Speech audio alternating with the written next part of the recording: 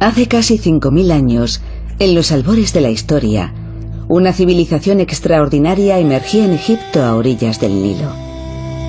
Los monumentos que han sobrevivido hasta nuestros días siguen despertando nuestra admiración, pero también nuestra curiosidad. La increíble riqueza de sus vestigios revela hasta qué punto esta cultura faraónica se entregó durante 3000 años a la elaboración de obras de arte.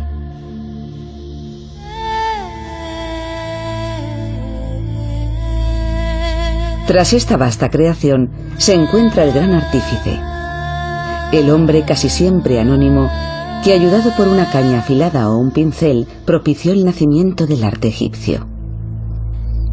El grabado de una estela encontrada en Abidos muestra a uno de estos hombres sentado junto a su mujer. En los jeroglíficos tallados en piedra, él mismo describe sus habilidades. Sé calcular las dimensiones y remodelar las piezas para que encajen en su lugar. Domino la postura de las figuras masculinas y el talle de las femeninas, la pose de las 11 aves rapaces, el movimiento de los brazos de un cazador de hipopótamos y el de las piernas de un corredor. Sé cómo preparar los pigmentos para que se derritan sin el concurso del fuego y para que sean insolubles en el agua. Nadie más sabrá estas cosas, salvo yo y mi hijo mayor, a quien el Dios ordenó que se convirtiera en mi pupilo. Los escribas del antiguo Egipto.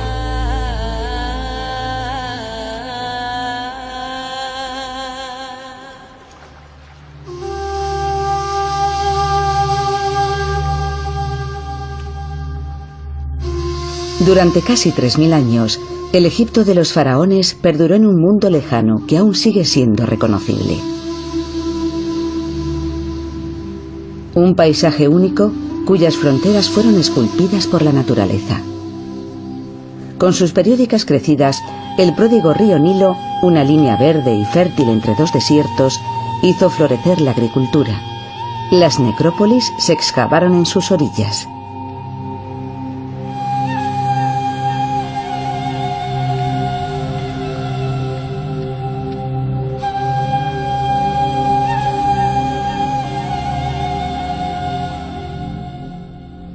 En las extraordinarias ruinas que aún se siguen descubriendo, apenas encontraremos un muro o una columna que no contenga una inscripción o el trazo de algún dibujo.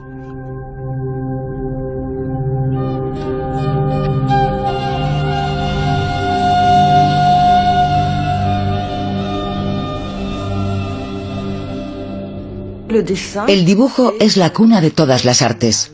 Cualquier obra arquitectónica, ya sea un bajorrelieve o una estatua, tiene su origen en un dibujo previo.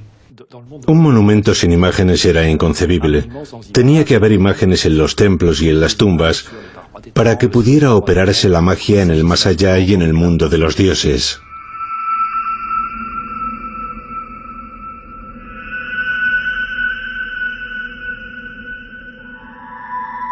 La necrópolis del Imperio Antiguo, que alberga las tumbas de altos funcionarios, está en la región de Saqqara, en el norte de Egipto, cerca de la pirámide del faraón Zoser.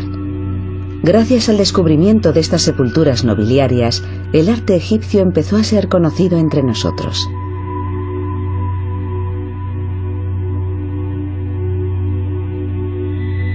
La mastaba egipcia constaba, en primer lugar, de una capilla funeraria dedicada al difunto, a la que solían acompañar varias estancias.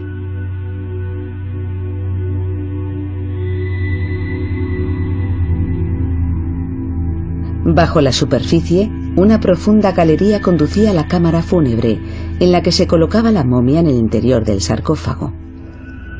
Acto seguido, se cegaba el corredor.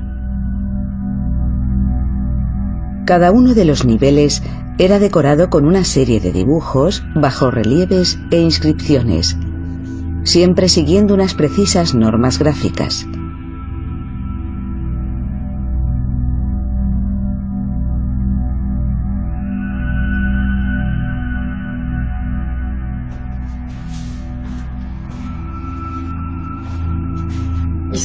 Estamos en la capilla de un personaje llamado Hirucapta.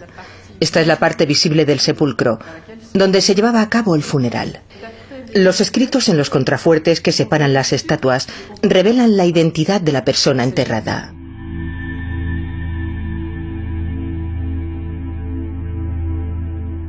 Su vida transcurrió alrededor del año 2500 a.C. Delante de esta puerta falsa se colocaban mesas de ofrendas en las que se depositaba comida a diario para que nunca le faltara el sustento en la otra vida. Aquí vemos sus principales cargos. Era un sacerdote Wab, el carnicero jefe del Palacio Real, agraciado por el gran dios con el título de Imaru. Y aquí está su nombre, Hirucapta. La imagen tenía que ir acompañada de un texto, de lo contrario no servía para nada. Nunca encontraremos una estatua en la que no conste su nombre. Sin una inscripción, la estatua era una cosa inútil, y para el escultor egipcio, algo carente de vida. La imagen debe poseer una leyenda que puede ir en el bajorrelieve, la pintura o la escultura. Sin ella es una materia inerte. El propósito de estas imágenes es describir quién era Hirucapta. Sí, nos dicen que era el carnicero jefe en el Palacio Real. Nos explican quién era él en vida. Pero también nos muestran todos esos elementos materiales y decorativos destinados a perpetuar la existencia del difunto. Todo lo que iba a necesitar desde el día de su muerte para sobrevivir día a día en el más allá. A partir de la 10ª dinastía, empezamos a ver representaciones de ágapes funerarios. Y poco a poco los diseños se vuelven más complejos. Además de las ofrendas diarias, comienzan a describir la forma en que éstas eran obtenidas. Y así encontramos secuencias enteras que recrean la agricultura, la artesanía y la pesca.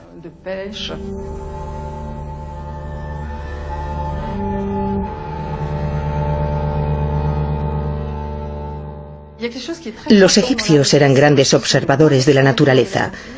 Siempre fueron muy hábiles en la representación de animales, algo que resulta evidente cuando observamos estas aves que adornan el muro. Son imágenes muy estilizadas, pero con un amago de naturalismo, lo que permite que podamos identificar con precisión a las especies representadas.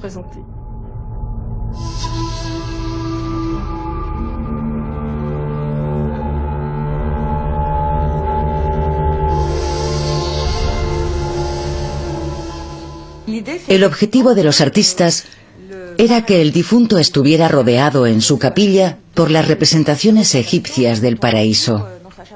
De nuevo observamos la condición esotérica y mágica de los dibujos, o usando una expresión un poco más enrevesada pero muy utilizada hoy en el mundo de la pintura, su aspecto performativo o realizativo, que consiste en que las imágenes cobran vida y se transforman en reales por el mero hecho de ser dibujadas. En los textos de las pirámides aparecen imágenes de víboras con cuernos. Son víboras letales y dibujarlas las convierte en algo real, constata su peligro extremo. Y así son representadas con un cuchillo incrustado en la cabeza, ya que deben ser sacrificadas para evitar que hagan daño al difunto en la otra vida. Algo que nos muestra esa forma de insuflar vida a los motivos representados en el arte del antiguo Egipto.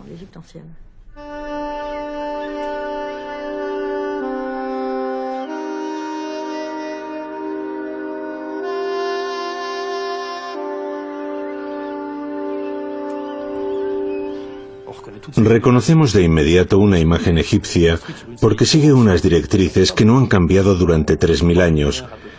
Es un sistema conocido como perspectiva aspectiva, en el que las figuras son representadas desde un ángulo característico, siguiendo unas normas estrictas.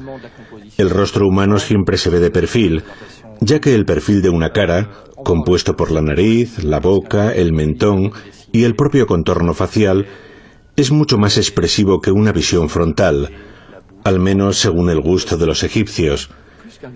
Pero el ojo siempre aparece de frente, ya que de perfil, reducido a un pequeño triángulo, es apenas visible. Todas las imágenes egipcias siguen estas reglas inalterables. La rotación de los planos, que es una manera de simplificar la obra, provoca que todos los elementos bajo el rostro, como los hombros y las caderas, giren y pasen al plano frontal para que todo sea sencillo y comprensible. En otras palabras, si la figura humana se muestra en perspectiva, una pierna puede tapar a la otra y hacer que desaparezca. Pero si nos olvidamos de la perspectiva y el cuerpo aparece de frente, el espectador sí podrá apreciar ambas piernas y sabrá con seguridad que esa figura humana tiene dos piernas, dos brazos y todo lo demás. En el arte egipcio no hay lugar para la ambigüedad, por eso la imagen es siempre estática. Sus figuras aparecen sentadas en una silla, quietas o de pie y a punto de dar un paso, pero no en el preciso momento en que comienzan a caminar.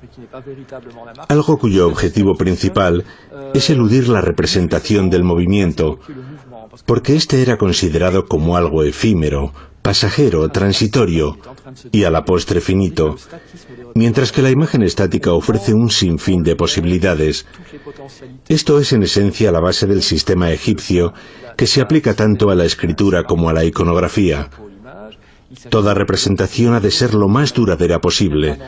Nunca debe parecer efímera y volátil. Siempre debe apuntar hacia la permanencia y la continuidad. 15 metros por debajo de esta capilla se encuentra la tumba de Mereruca, visir del faraón de la sexta dinastía, Teti. Unos 23 siglos antes de Cristo, la magia de las imágenes nos muestra el mundo real. Tras el entierro de Mereruca, la sala fue sellada para que sus súbditos no pudieran invadirla con ofrendas. Los motivos que decoran las paredes suplían dichas ofrendas. En uno de los muros aparecen vasijas y recipientes de distintos tamaños y formas. Dos líneas escritas rodean estas imágenes y describen las ofrendas. 1000 panes redondos, 1000 jarras de cerveza, 2000 gacelas y otras muchas viandas para alimentar al difunto en el más allá.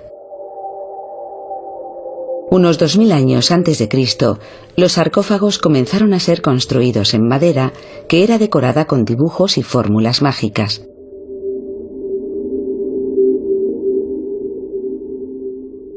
El cuerpo momificado del difunto descansaba en su interior, preparado para desafiar al tiempo.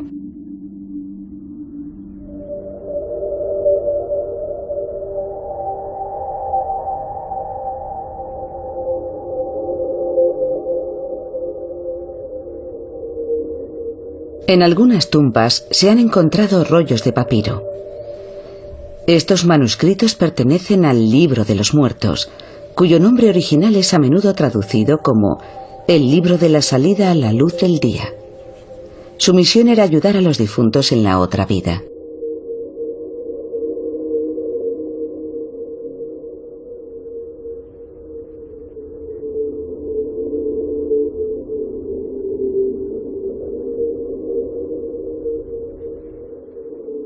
Algunos de estos manuscritos contenían hasta 165 capítulos, como el que se exhibe en el Museo del Louvre, cuya longitud supera los 20 metros.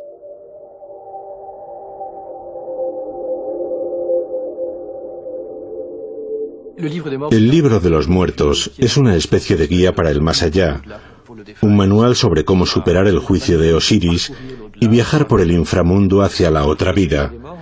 Se compone de textos e imágenes que se complementan entre sí siguiendo un patrón regular, muy diferente al que aparece en los muros de templos y tumbas, porque aquí son presentados como elementos separados de un mismo libro iluminado. Las ilustraciones no se integran en el relato, simplemente lo acompañan. La imagen y el texto no se acoplan en gran medida, al contrario de lo que podemos ver en las paredes de tumbas y templos. Cada imagen actúa como un signo gráfico, y así encontramos patos, chacales, un buitre, un arroyo, una boca. Son signos jeroglíficos, Pero también son imágenes, ya que podemos identificar de forma rápida a qué elemento corresponden, ya sea del campo, de la flora o de la fauna egipcias. Así que en el preciso momento en que sintieron la necesidad de escribir, también tuvieron que aprender a dibujar. Podían escribir una palabra de 36 maneras diferentes. Podían alargarla multiplicando los signos o reducirla prescindiendo de unos cuantos. Era un sistema muy flexible que permitía mejorar el aspecto visual del texto. Los manuscritos egipcios siempre están muy bien distribuidos. Las columnas tienen una rectitud asombrosa y la longitud de las líneas no varía. Y eso es así porque el escriba dominaba el juego de imágenes y signos gráficos y estiraba o acortaba las palabras dependiendo del espacio disponible. Los egipcios empleaban el mismo término para los verbos escribir y dibujar. Decían shesh, que se podría traducir como trazar. Esta raíz común confirma la estrecha relación entre la escritura y el dibujo en el antiguo Egipto.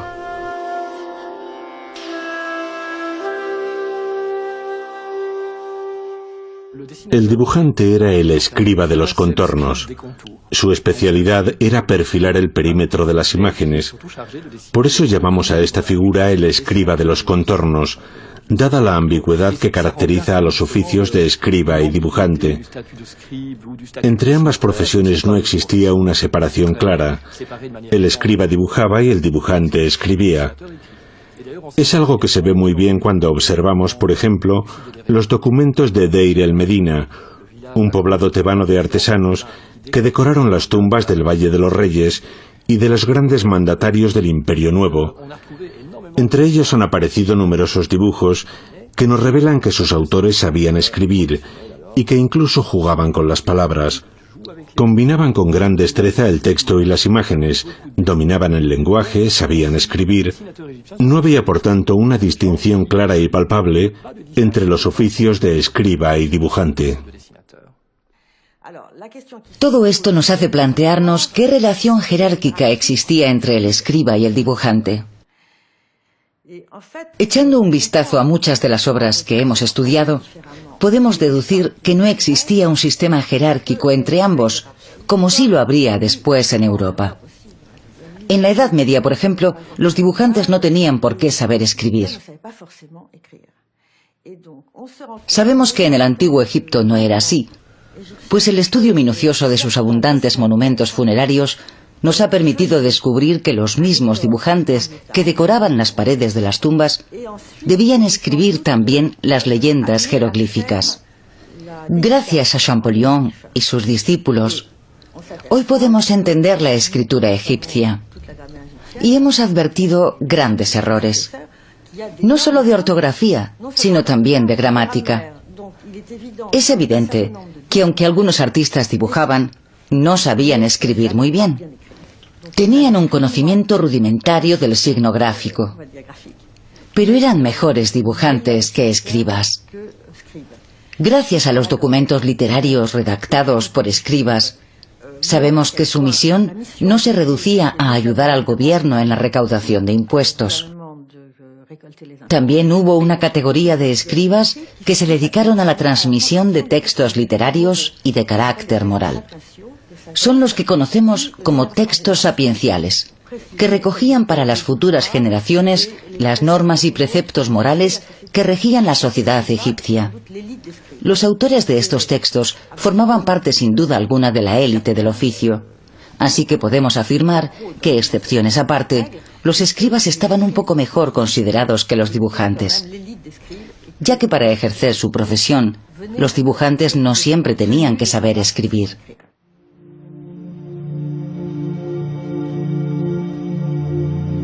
En la época del Imperio Nuevo, las necrópolis reales se mudaron al sur de Tebas. Entre los años 1500 y 1000 a.C., Egipto disfrutó del mayor periodo de prosperidad de su historia. Durante 3 dinastías y casi 5 siglos, en la colina que domina la orilla oeste del Nilo a su paso por Tebas, fue excavado el Valle de los Reyes. Y lo mismo que en Saqqara, las élites fueron enterradas cerca de sus soberanos. Subniot copero real de Amenofis II, séptimo faraón de la 18ª dinastía, decidió ser enterrado en esta necrópolis tebana.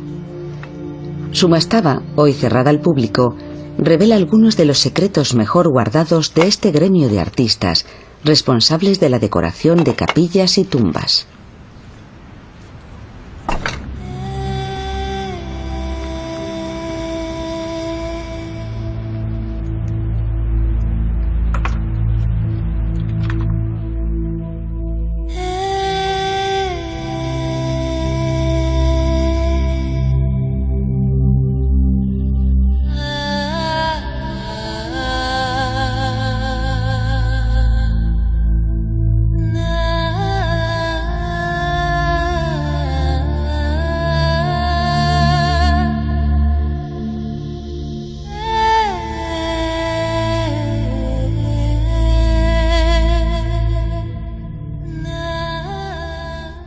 Es una tumba excepcional. El hecho de que quedase inconclusa nos muestra cómo fue el proceso de trabajo en sus diferentes fases. Sin duda colaboraron varios artistas, ya que no siempre emplearon la misma técnica. En algunas paredes utilizaron cuadrículas a escala, según el tamaño de los motivos que iban a ser representados. La figura del propietario y futuro ocupante de la tumba alcanza un gran tamaño, mientras que las otras que él observa son más pequeñas. Los cuadrados guardan relación con el tamaño de las figuras. Es difícil determinar con exactitud en qué momento se aplicó la pintura, ya que cada escriba tenía su propia manera de trabajar. Algunos completarían directamente el dibujo, pero otros prepararían un pequeño esbozo sobre el que aplicar la pintura y darían el toque final, delineando con precisión la silueta. Dudo mucho que hubiera reglas fijas. Los pigmentos que utilizaban con más frecuencia eran los de origen mineral, que los egipcios podían obtener sin grandes dificultades. Los ocres y todos los elementos que contienen una base de cobre se encontraban en el medio natural. Los ocres eran los colores más estables, y también los rojos y los verdes. El negro, en cambio, se obtenía del humo, y era mucho más inconsistente. A veces se borraba solo con pasar la mano por encima.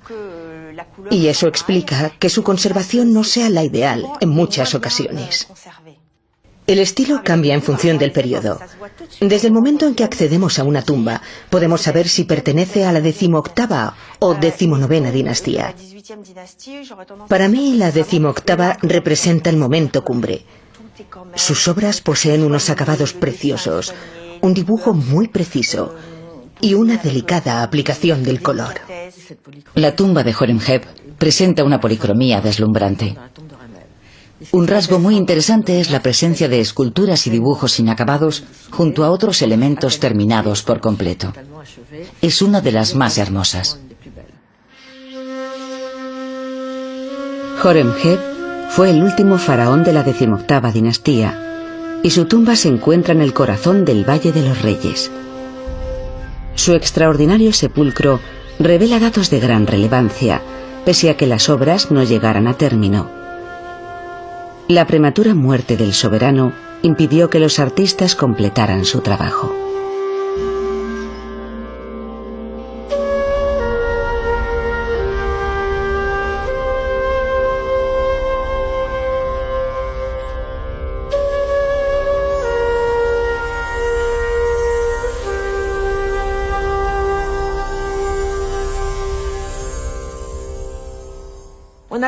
Gracias a la documentación descubierta en relación con el Valle de los Reyes y Deir el-Medina, sabemos que en los trabajos de construcción la mano de obra era dividida en dos grupos con diferentes cometidos.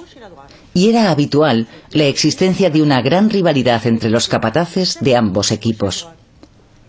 Los obreros que se ocupaban de las tareas básicas, como los canteros, horadaban la montaña para excavar el corredor de acceso a la tumba, que también debía ser excavada. Durante la 20ª dinastía se emplearon equipos de 120 hombres, 60 en cada flanco, a los que se sumaban los capataces y los escribas, que cada mañana pasaban lista, tomaban notas y llevaban a cabo un registro del proceso que hoy conocemos gracias a los papiros encontrados. A su debido tiempo, Los equipos recibían la visita del visir o del faraón con el fin de confirmar los diseños que ilustrarían columnas y paredes, para lo cual se contaría también con el concurso de los capataces. En concreto, el plan iconográfico para esta tumba real se basaba en las imágenes de los libros funerarios de la época: el libro de los muertos, el libro de las cavernas y unos cuantos libros funerarios, generalmente compuestos de 12 capítulos que se correspondían con las 12 horas de la noche. El faraón era representado haciendo frente a un sinfín de dificultades que acababa por superar, alcanzando así el reino de Osiris. Todo se ejecutaba al pie de la letra, siguiendo las normas establecidas. Una vez decidido el plan iconográfico, los artistas empezaban a trabajar. Fueron varias las manos que ejecutaron la obra. El primer turno era para los aprendices, que eran relevados por una mano más experta. El maestro daba el toque definitivo. Aquí podemos apreciar que el primer trazo en rojo fue corregido por el maestro con otro en negro.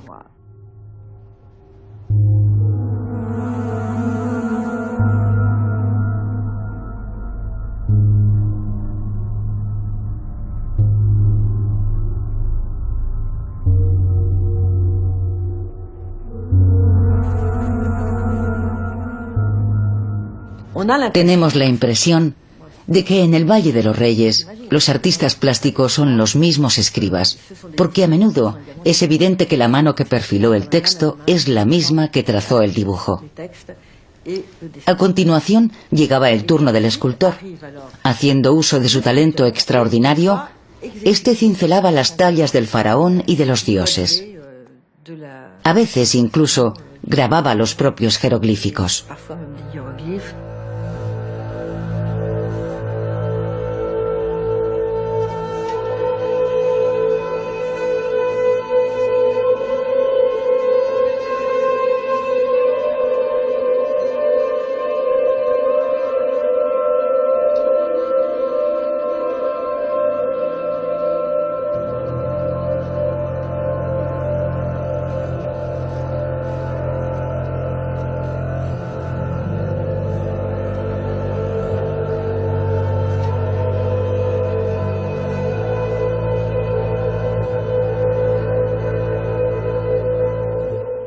Y por último, el pintor lo coloreaba todo.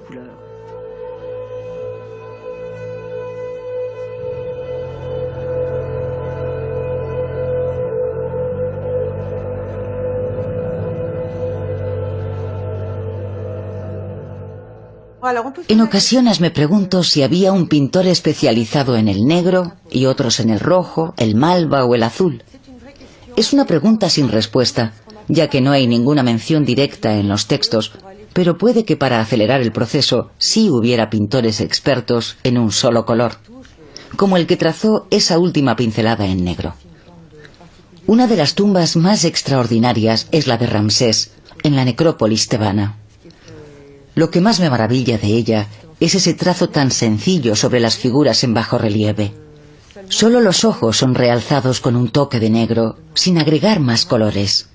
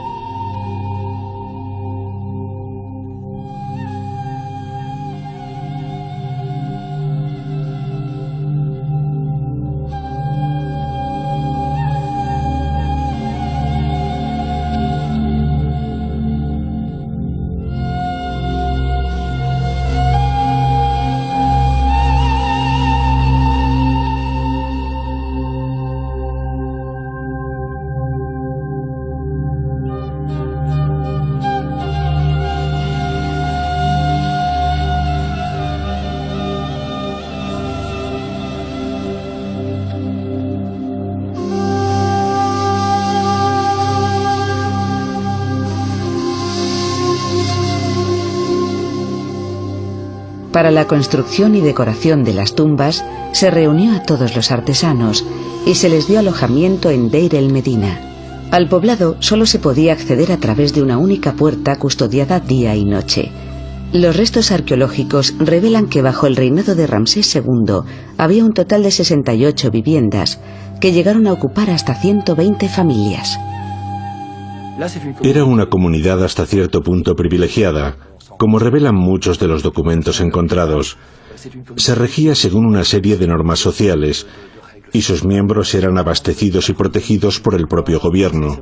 Así que sí que poseían algunos privilegios, sabían leer y escribir, y aunque no podían pertenecer a la élite egipcia, los habitantes de esta comunidad eran muy apreciados en toda la región de Tebas. No podemos separar a los escribas de los arquitectos, los dibujantes o los pintores. Es muy posible que todos ellos formaran parte de un mismo contexto creativo. Y a veces, cuando las circunstancias lo requerían, eran los escribas quienes asumían las funciones y cometidos de pintores y arquitectos. En Deir el Medina, los artistas construyeron y adornaron sus propias tumbas. Una de ellas, descubierta en 1906 por Ernesto Schiaparelli, da fe del prodigioso ascenso de un escriba de contornos, convertido en arquitecto. El fabuloso inventario de la tumba intacta de Ka puede contemplarse hoy en el Museo Egipcio de Turín. Entre todas las piezas halladas, destaca la escultura erguida del arquitecto Ka.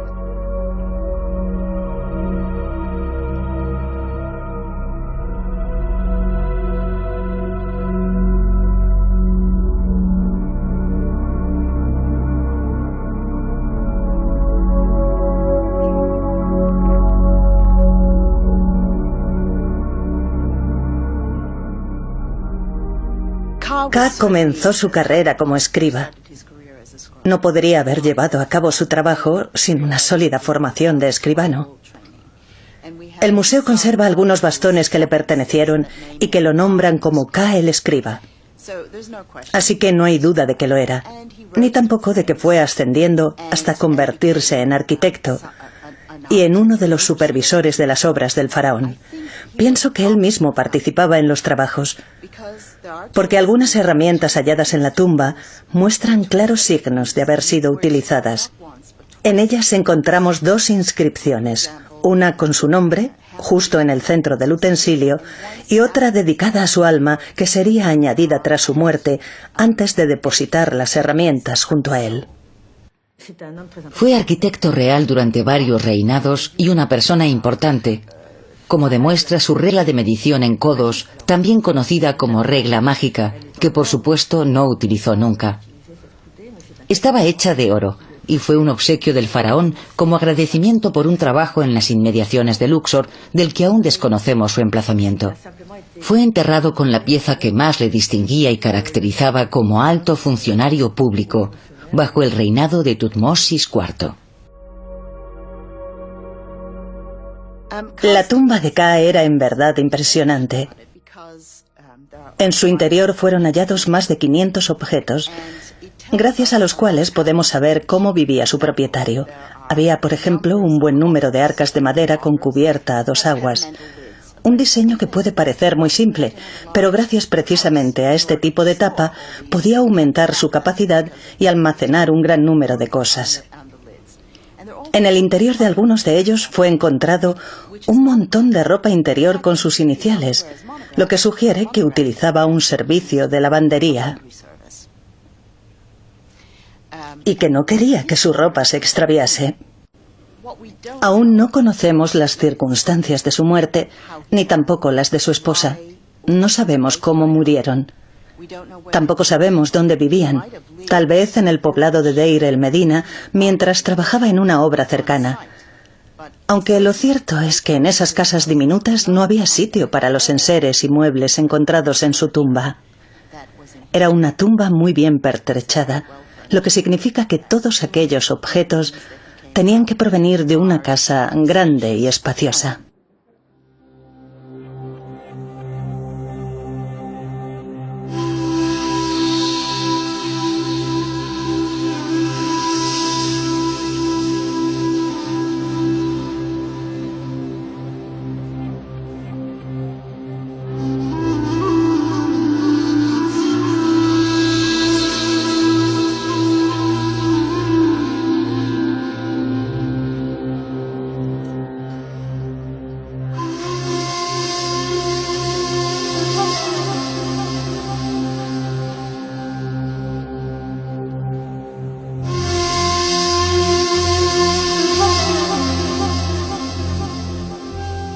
Lejos de las riberas del Nilo y sus necrópolis, bajo otra pirámide, el escriba sentado sigue ennobleciendo las galerías del Museo del Louvre con su enigmática presencia.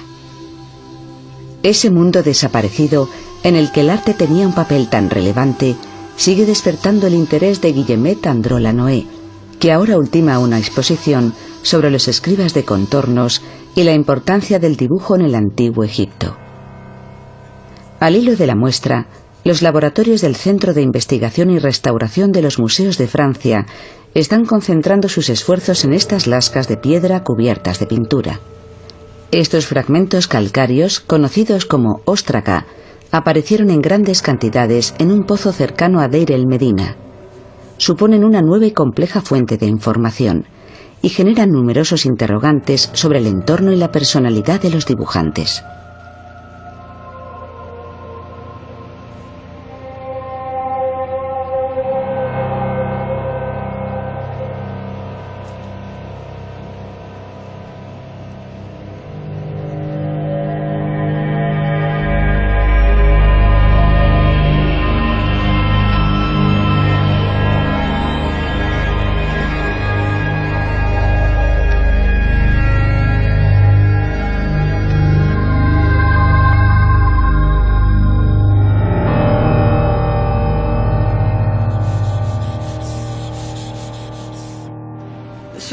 Lo más relevante y singular de estas piezas es que reflejan de una forma única la inspiración de cada escriba y sus decisiones a la hora de trazar los contornos, de dar rienda suelta a su imaginación. No lo hacían en papel porque entonces no existía, sino en lascas de piedra o vasijas de barro. No parecen ilustraciones extraídas de alguna fábula antigua parecida a las de Esopo o La Fontaine. Quizás sean la prueba de una cultura oral que no ha llegado hasta nosotros y que nunca podremos conocer. En mi opinión, son el reflejo espontáneo de un momento creativo, la expresión del talento de unos cuantos artistas y artesanos que se abandonan al dibujo satírico para su propio disfrute y entretenimiento. Hay que recordar que estaban sometidos a mucha presión debido a los estrictos códigos de conducta. El hecho de que utilizaran los óstraca es fácil de entender, ya que el papiro era caro y difícil de conseguir.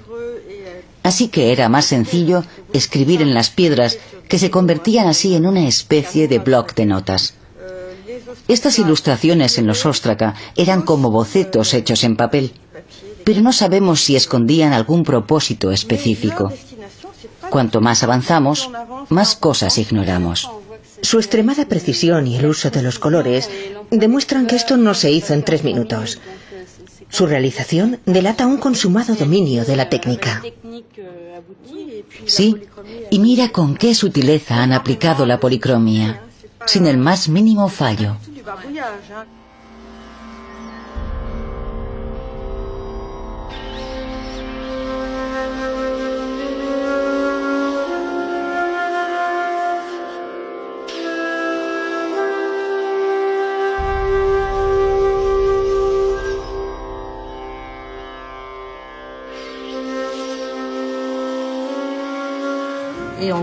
No todos los perros pertenecen a la misma raza, y su pelaje está recreado de forma exquisita. Este otro no tiene nada que ver con los demás. Su contenido es jocoso. Corresponde al pedido recibido por un carpintero para hacer una ventana que vemos dibujada con sus dimensiones y características específicas. Y el texto reza así: trabaja lo más rápido que puedas, la quiero para mañana. Algunos parecen bocetos. Puede que estuvieran trabajando en un contorno importante y no querían cometer fallos en la ejecución final, pero la bailarina que danza arqueando la espalda es algo más que eso. Está concebida para el deleite masculino. Eran hombres, al fin y al cabo. Hombres que dibujaban motivos para su propio placer, su propio disfrute, mientras preparaban bocetos o esbozos de índole más seria. En mi opinión, recrea un tema dirigido a los hombres, hecho por hombres con buena mano para el dibujo, que con cierta frecuencia recurrían a temas ligeramente eróticos. Los egipcios, sobre todo en el Imperio Antiguo, solían bailar acompañados de un bastón. En el sur era costumbre organizar una fiesta para celebrar la finalización de una obra arquitectónica. Y siempre había un par de jornaleros que empezaban a cantar y bailar. Esto parece una especie de torneo, tal vez una lucha a espada. Lo más curioso es cómo van vestidos. Me llama mucho la atención este hombre con la cabeza rapada en su parte superior y una melena que le llega hasta el cuello. Es lo que podríamos llamar un rufián, un hombre del populacho. Desde luego no es lo que se dice un tipo elegante. A las clases acomodadas egipcias les gustaba divertirse viendo escenas de la vida cotidiana, o mejor aún, de carácter satírico. Pero lo que no deseaban es que estuvieran protagonizadas por miembros de su mismo estamento social. Preferían ver a la gente ordinaria muy dada a los gritos y las cabriolas. Era un modo de satisfacer su fantasía. Estos personajes son muy comunes en el papiro erótico de Turín, en el que no aparece ningún miembro de la élite, solo hombres barrigones y calvos. El papiro erótico de Turín se encuentra muy deteriorado, cosa que no ocurría cuando fue redescubierto en un museo por Champollion en 1824. Gracias a su amigo Rossellini, hoy existen 2 copias en papel vitela. Una de ellas ha sido restaurada recientemente en el Museo del Louvre, donde podemos contemplar el papiro en toda su integridad. El papiro erótico de Turín es muy interesante. Una vez más, hablamos de artistas que viven en el desierto, que trabajan en el desierto. Un día una enorme lámina de carísimo papiro se cae de la parte trasera de un carro y ellos deciden utilizarlo para estimular la imaginación de los demás, configurando esta pieza erótica. Puede que estuviese destinado a contener la crónica de un importante acto político o una descripción de la vida de los sacerdotes, a qué hora se levantaban, quién sabe. Pero lo más interesante de este papiro es que contenga una parte erótica y otra satírica. Lo que me encantaría saber es si enseñaban a sus familias solo la parte satírica. Tal vez lo enrollaban, ocultando la parte erótica que solo disfrutarían ellos, para impedir que llegaran a verla sus esposas e hijos. La yuxtaposición de ambas temáticas es lo que me resulta más interesante. ¿Por qué utilizar un mismo papiro para contar, por un lado, historias de ratones que hacen cosas humanas y dibujar en el otro una serie de escenas escandalosamente eróticas?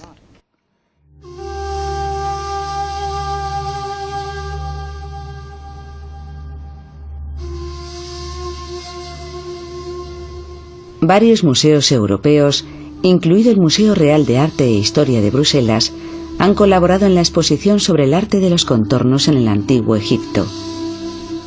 Algunas obras han tenido que viajar hasta el Museo del Louvre.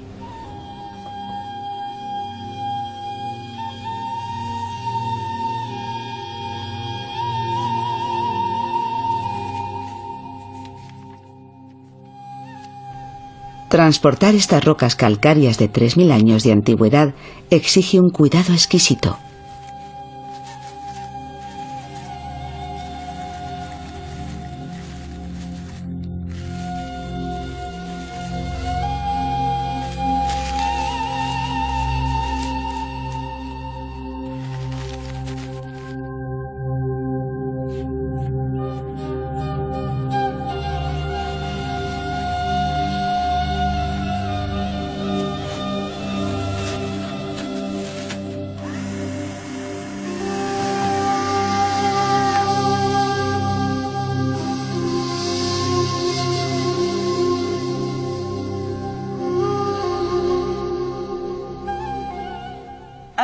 Esto es muy interesante.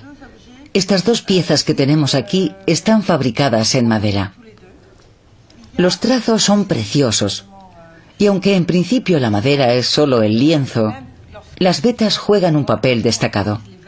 Sus elegantes líneas favorecen la composición, logrando transmitir mucho más que una idea. Transmiten una emoción. No sé si será posible, pero deberíamos intentar que fueran expuestas una junto a la otra. Vamos muy justos despacio, pero cambiando un poco el orden tal vez lo consigamos. Esto me encanta. Y aquí tenemos uno de los inmortales de la colección del Louvre, un magnífico ostracón de piedra caliza brillante. Estamos casi convencidos de que es un retrato de Ramsés VI. Fíjate en el extraordinario brillo de la mejilla. Lo que más llama la atención es que parece que la intención del artista fue aprovechar el relieve natural de la piedra para sugerir un mayor volumen en el contorno de la boca. Y luego está el detalle de la mejilla, realzada por ese sutil sombreado en rosa que adorna la figura con un aparente y muy leve toque de maquillaje. La oreja, de la que cuelga un arete, también es maravillosa. Su depurado estilo artístico no deja de impresionarme.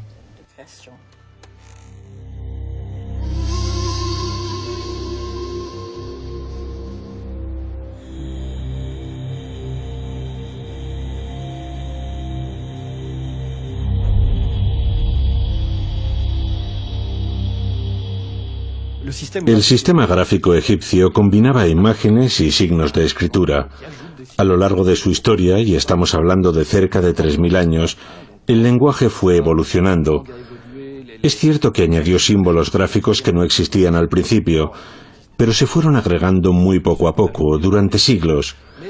El sistema en conjunto continuó siendo básicamente el mismo, pues apenas añadía elementos nuevos y eliminaba muy pocos de los antiguos. Desde la época más remota, en torno al año 3000 a.C., hasta la época grecorromana, no hubo modificaciones de peso en el sistema gráfico, como tampoco las hubo en la política o las creencias religiosas. Todos los principios fundamentales que existían en las antiguas dinastías siguieron aplicándose en el período helenístico. Varias potencias extranjeras lograrían dominar Egipto, como asirios, persas, griegos y romanos. Pero todas esas culturas terminaron adaptándose a la estructura básica de la civilización egipcia. Los sistemas de escritura y dibujo que constituyen la columna vertebral de su modo de expresión, tanto en términos políticos como religiosos, apenas variaron con el paso del tiempo. Aquella civilización que aplicaba los principios fundamentales del arte figurativo nos legó imágenes memorables. Y sin embargo, la palabra arte entonces no existía. La noción del arte por el arte era ajena a la mentalidad egipcia, que consideraba que el trabajo de los escribas de contornos, de pintores, escultores, orfebres y hasta arquitectos tenía un fin más elevado: convertir en eterno lo real e inmortalizar la vida. Todas las obras de arte egipcias fueron fruto de la creatividad de seres humanos. Y el hecho de que estuvieran tan obsesionados con la representación de un paraíso ideal, en el que no había trabajos agotadores, ni desastres naturales, ni enfermedades, no puede ser más que el reflejo de una tremenda ansiedad. Esas continuas recreaciones de lo ideal y lo absoluto revelan el profundo temor que sentían los egipcios al no saber qué iban a encontrarse en la otra vida.